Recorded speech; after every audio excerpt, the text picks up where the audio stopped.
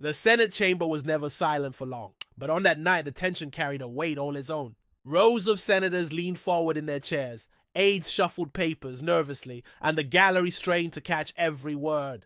At the center stood Senator Tim Scott, steady in his delivery, weaving through a careful argument about fairness, responsibility, and the promises America makes to its people. His cadence was calm, his tone firm, and the room hung on each pause. Then, without warning, the air cracked. Vice President Kamala Harris cut in mid-sentence, her voice sharp, slicing through Scott's words before they could land. The interruption was jarring, deliberate. Every head turned. For a heartbeat, silence fell over the chamber, as though even the walls had recoiled. Gasps rippled through the room like a wave, the kind that signals not just surprise, but disbelief. Scott froze for only an instant. His eyes flicked toward Harris, reading the challenge. She sat with practiced poise, her expression firm, her interruption hanging in the air as if daring him to stumble. The weight of the moment pressed down. Not merely a clash of arguments, but a clash of stature, of dignity against dominance. Viewers across the country watching the broadcast felt it too. The unmistakable electricity of confrontation about to ignite. Narration pulled the audience closer. In a single instant, the air turned electric. The clash that followed would leave history stunned. The words carried the gravity of prophecy, as though history itself had taken its seat in the chamber. Around the room, some senators whispered, others stiffened. The sound of pens tapping stopped. The gallery shifted, leaning closer, every ear tuned to what would come next. Scott's composure seemed unbroken, but beneath it was the unmistakable tension of a man calculating his next move, knowing the world was watching, knowing that the balance of respect could tilt with a single word. Harris waited, her interruption still fresh, her confidence unmistakable, and in that pause, time seemed to stretch. Would he falter? Would he yield? Or would he rise? But what Scott said next, no one in that chamber was ready for.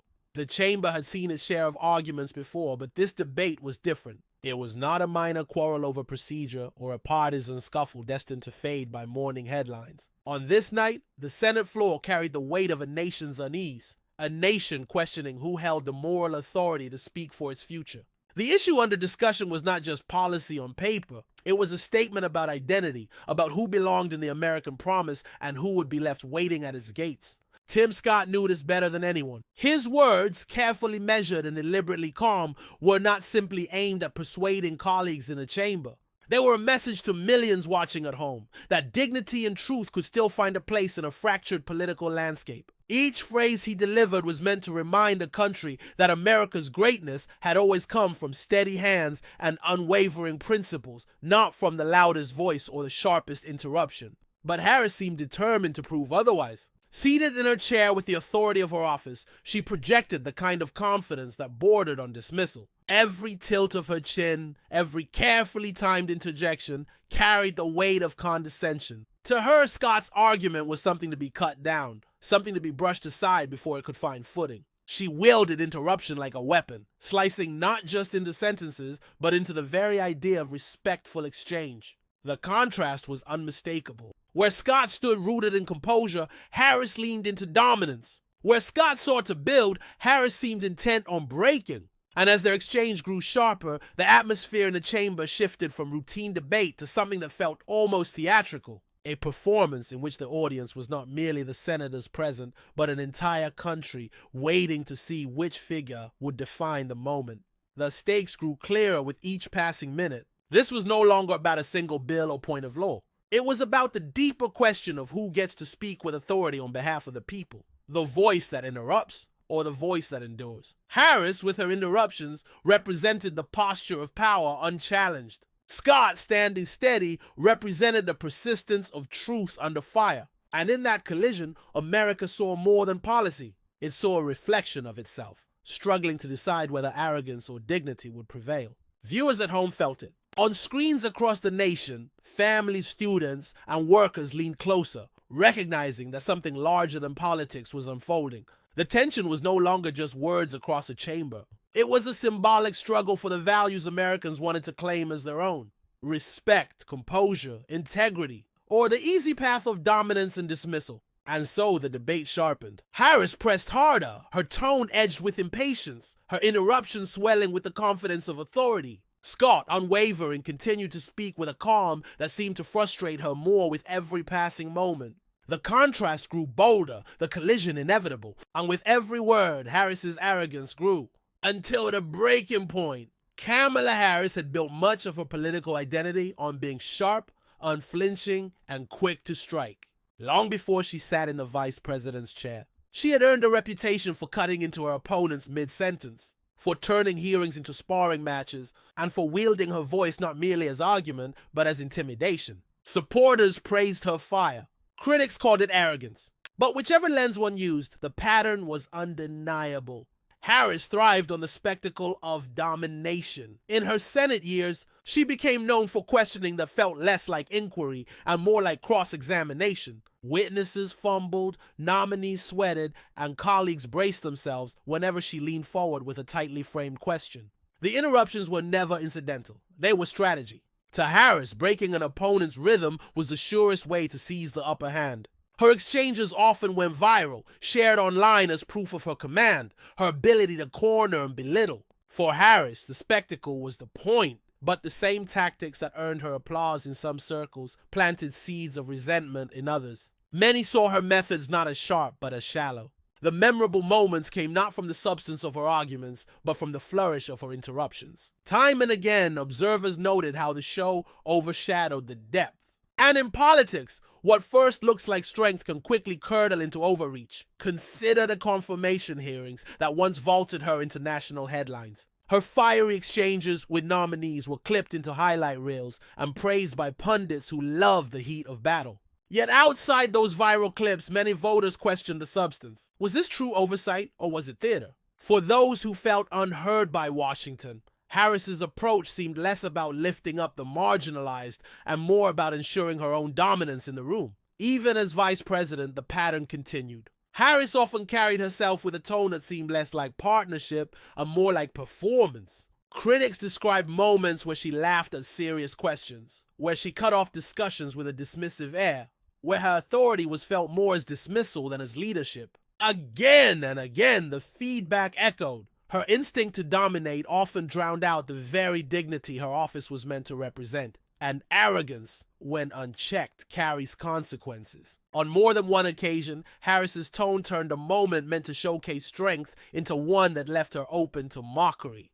Clips intended to highlight her authority ended up circulating online as evidence of condescension, of a leader more interested in belittling than in persuading. Instead of silencing her critics, her interruptions became fuel for their fire. This was the baggage she carried into the Senate chamber on that night. Years of leaning on interruption as her weapon of choice. Years of wielding her position as both shield and sword. To her, the confrontation with Tim Scott was simply another round in a career built on putting opponents on the defensive. She had done it countless times before. Why would this time be any different? Yet arrogance often blinds its bearer to the shifting tide. Harris believed she could cut Scott down the same way she had rattled others, but what she failed to see was the mood of the moment.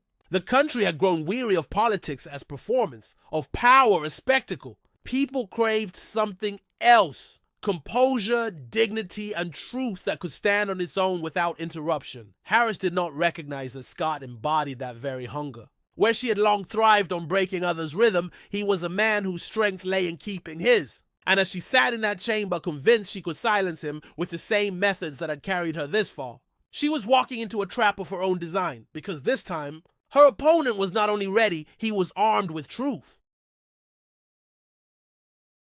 Before Tim Scott stood in the Senate chamber that night, before cameras fixed on his face and millions tuned in to watch, his story had already been written in struggle, sacrifice, and the quiet resilience of a man who refused to let bitterness define him. To understand the composure he carried, you had to understand the road that forged it, a road marked not by privilege or entitlement, but by the raw fight to rise above circumstances that would have broken others. Scott's beginnings were far from the polished marble of Washington. He grew up in a single-parent household in North Charleston, South Carolina, a boy raised by a mother who worked tirelessly, often through exhaustion, to keep her family afloat. He knew the sting of poverty, the weight of watching his mother stretch every paycheck, and the reality of going without. For many, such circumstances would have bred resentment. For Scott, they lit a fire. He understood early that dignity wasn't handed down by wealth or pedigree. It was something you carried in how you faced the world, even when the world gave you little in return. His path was not easy. Struggles in school nearly derailed him. Failure shadowed him more than once. Yet it was in those very struggles that Scott discovered his voice, a resilience that came not from arrogance, but from humility. A mentor stepped in, offering guidance, teaching him that leadership was not about tearing others down, but about lifting yourself and others up through patience, discipline, and faith. Those lessons carved themselves deep into Scott's identity. When he eventually found his footing, first in business then in local politics, Scott carried with him the lessons of hardship. He became known not for grandstanding or arrogance, but for a quiet authenticity. He didn't pretend to be flawless, didn't mask his setbacks. Instead, he wore them as proof of what perseverance could achieve. Every handshake, every speech, every policy stance was colored by the memory of where he had come from. That authenticity resonated. People saw in him not a polished politician rehearsing lines, but a man whose humility gave his words weight. In Washington, where so many wielded arrogance like armor, Scott stood apart. He didn't interrupt colleagues to score points. He listened. He didn't treat opponents as enemies to be humiliated. He treated them as people, even when they disagreed. He believed dignity was not weakness but strength, the kind of strength forged in a crucible of life's hardest lessons. And yet humility did not mean he lacked fire. Scott's life had prepared him to withstand pressure others could not bear. Each challenge had tested his resolve. The poverty of his youth, the setbacks in education, the skepticism he faced in politics as a man who refused to fit neatly into boxes others built for him. He had been underestimated before, written off before, and yet he endured. Each time, he rose not with arrogance, but with a calm, unshakable confidence that dignity could endure where arrogance would eventually collapse. That was the man who stood in the Senate chamber on the night Harris interrupted him. His voice did not shake, because it had been tested by hardship far harsher than the glare of cameras. His composure did not falter, because he had spent his life building it brick by brick, struggle by struggle. Every moment of his journey, the late nights watching his mother fight exhaustion, the lessons from mentors, the failures that became fuel, had prepared him for this very clash. When Harris struck with the sharpness of interruption, she expected the reaction she had seen so many times before: stumbles, flustered words, lost composure. But Scott was not built that way. His dignity was not a mask he wore in public. It was the marrow of his being, the very core of who he was. And that night in front of the nation, he would prove it. Every challenge Scott had faced prepared him for this very chamber, this very clash. And when Harris struck, he struck back with something she never expected. The chamber was tense, every exchange sharpening the air like steel on stone. Tim Scott pressed forward with his remarks, his words deliberate, his cadence steady, but Kamala Harris refused to yield the floor. She leaned in with the authority of her office, interrupting mid-sentence, her tone clipped and dismissive, as if Scott's argument were not worthy of finishing. Each time she cut in, the chamber reacted. A ripple of murmurs, shifting bodies and seats, the occasional audible gasp from the gallery above.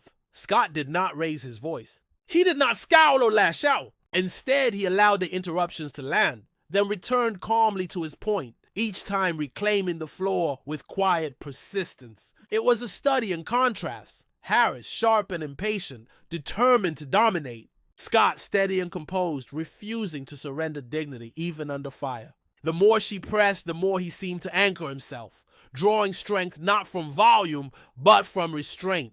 Observers leaned forward, aware that this was no ordinary debate.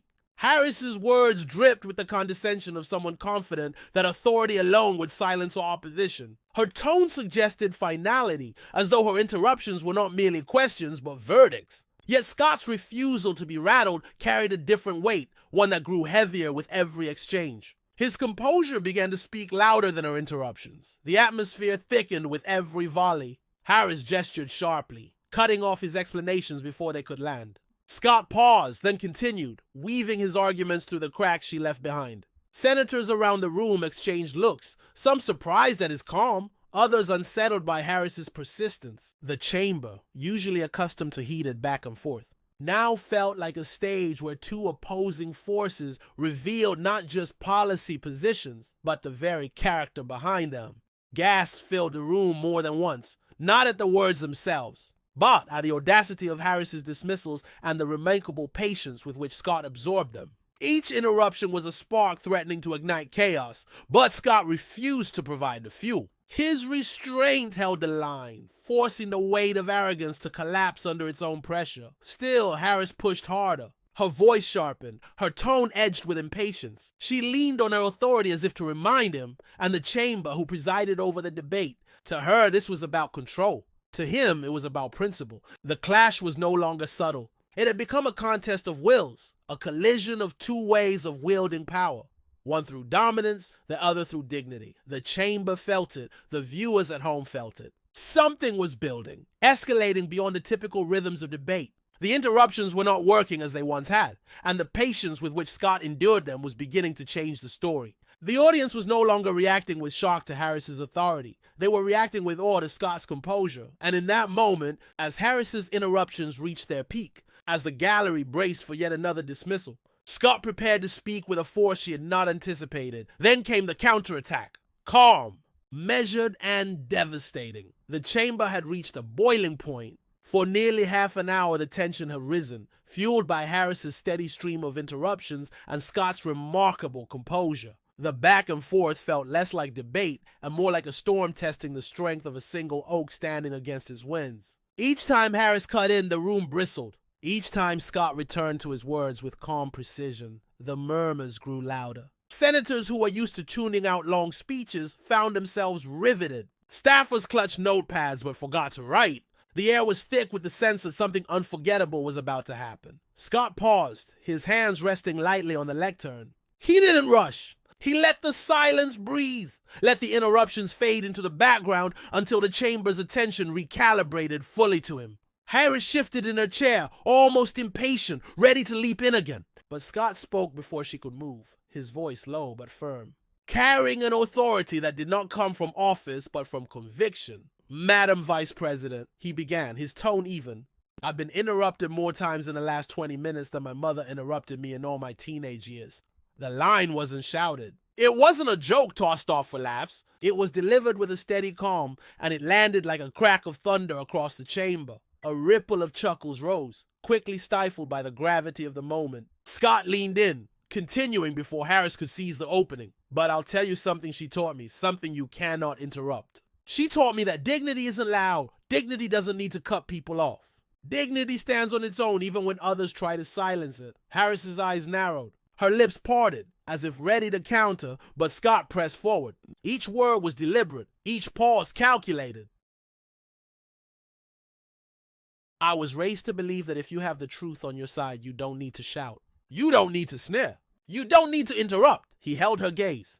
The truth waits patiently, and when it's spoken, it cannot be drowned out. The gallery murmured, audible enough for senators to glance upward. Harris adjusted her papers, shuffling them with a faint edge of frustration. But Scott did not flinch. His rhythm, built with the precision of someone who knew this was his moment, the culmination of every challenge he had faced. You see, Madam Vice President, the American people are tired of being talked over. They're tired of arrogance masquerading as authority. They want to be heard, not dismissed. They want dignity, not dominance. And if this chamber is to mean anything, if this nation is to mean anything, then we must show them that truth is stronger than interruption. The words fell heavy. No one moved. No one dared to break the spell. Scott let the silence linger, then leaned back slightly, his voice softening but carrying just as much force. I know what it feels like to be underestimated, to be told you don't belong, to have voices try to cut you off before you finish your sentence. I know that story because I've lived it. And I'm standing here today not because I shouted the loudest, but because dignity carried me here.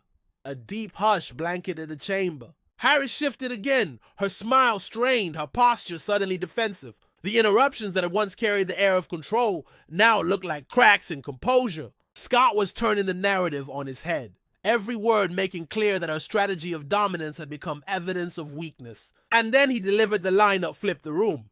So interrupt me if you must, Scott said, his voice unshaken.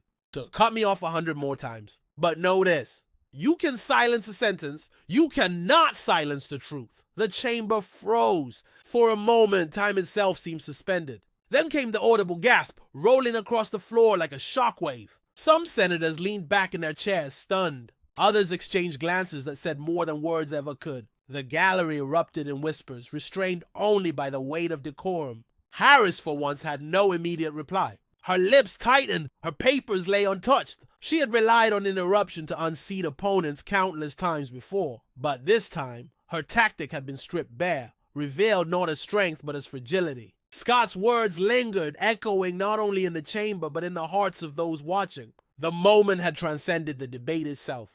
It was no longer about policy, but about principle. It was a declaration that dignity could withstand the loudest arrogance, that composure could endure even under relentless assault. The silence stretched on, heavy and electric. Harris did not interrupt again. She couldn't. The room had shifted, the momentum had turned, and everyone knew it. In that silence, something shifted, and the ripple effect spread far beyond the Senate floor.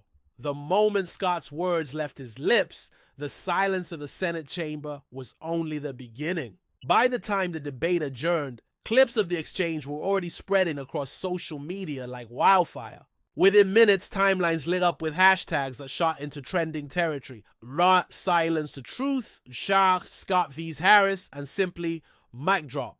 The video of Harris's visible frustration, contrasted with Scott's calm delivery, became a looping highlight shared millions of times. Memes appeared almost instantly, captioning her interruptions with snarky commentary while elevating Scott's steady gaze as a symbol of composure under fire.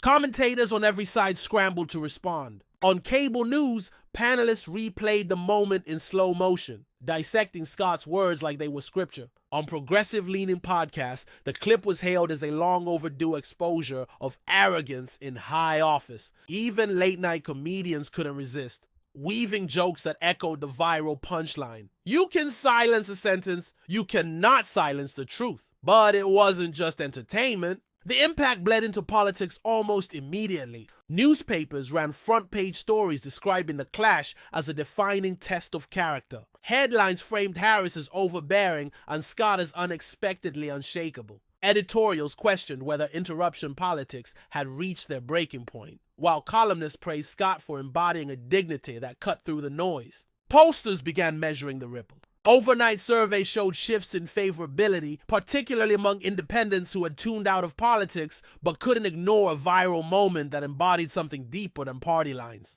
Comment threads filled with viewers admitting they had never paid much attention to Scott before, but now felt compelled to listen. On TikTok, creators remixed the exchange with dramatic music, turning it into cinematic trailers for The Moment Dignity Won. On Instagram, quotes from Scott's speech circulated over patriotic backdrops, liked and shared by influencers outside the political sphere. Twitter users turned his line into a rallying cry, not just about a Senate spat, but about workplaces, classrooms, and everyday life where people felt constantly talked over or dismissed. In living rooms across the country, the replay became a conversation starter. Families debated what it meant to hold composure when tested, to respond not with volume, but with principle. For immigrants, minorities, and those who had ever been underestimated, Scott's words resonated like a personal vindication, a reminder that truth does not need permission to exist. Meanwhile, Harris's team scrambled to control the narrative. Spokespeople insisted her interruptions were strategic, her intent misunderstood,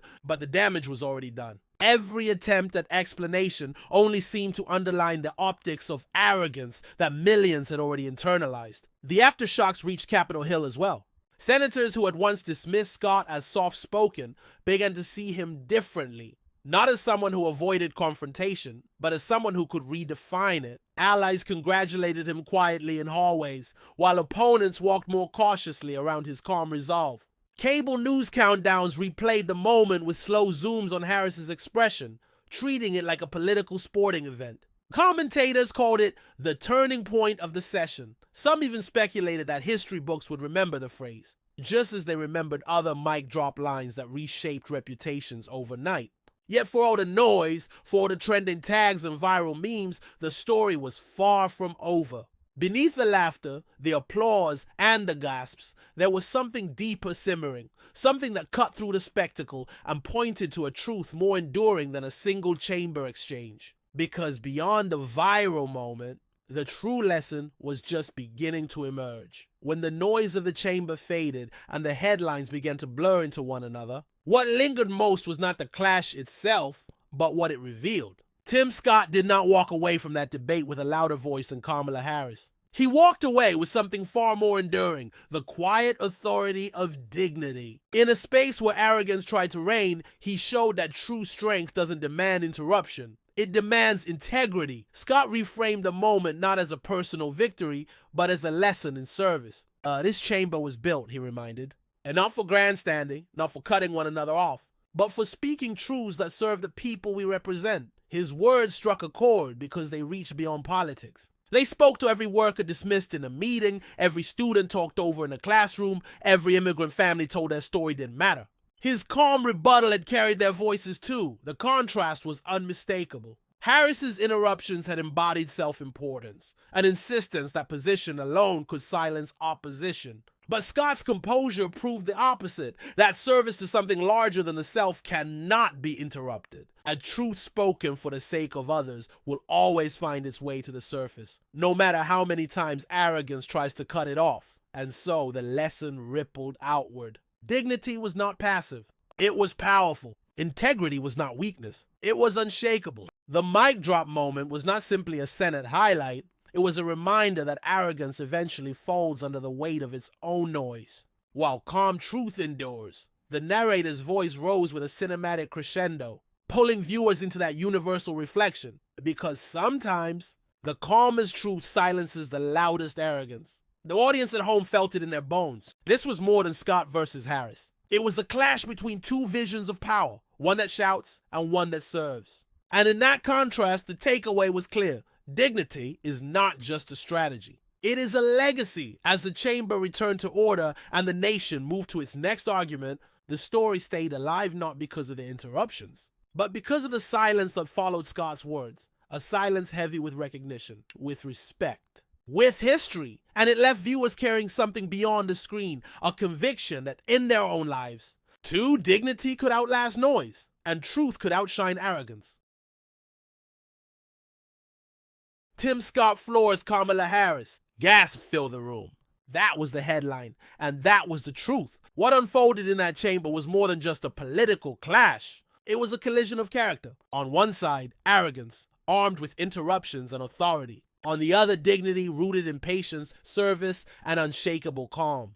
And when the dust settled, it wasn't volume that triumphed, it was composure. It wasn't arrogance that defined the night. It was truth. This story reminds us why moments like these matter. They strip politics down to its core, revealing who serves themselves and who serves something greater. Harris may have tried to dominate the stage, but it was Scott's calm rebuttal that floored her, leaving an entire chamber stunned and a nation talking. If you believe dignity must always rise above arrogance, share this story. Let it echo beyond this video, into every conversation where truth is at risk of being shouted down. And don't stop there. Subscribe and join the movement where truth always defeats noise, where composure outlasts chaos, and where stories like this are told not as headlines, but as lessons for all of us. Because these moments are more than viral clips. They are reminders of what we can choose to be. The Senate chamber may have quieted that night, but the echo of that moment still resounds across America.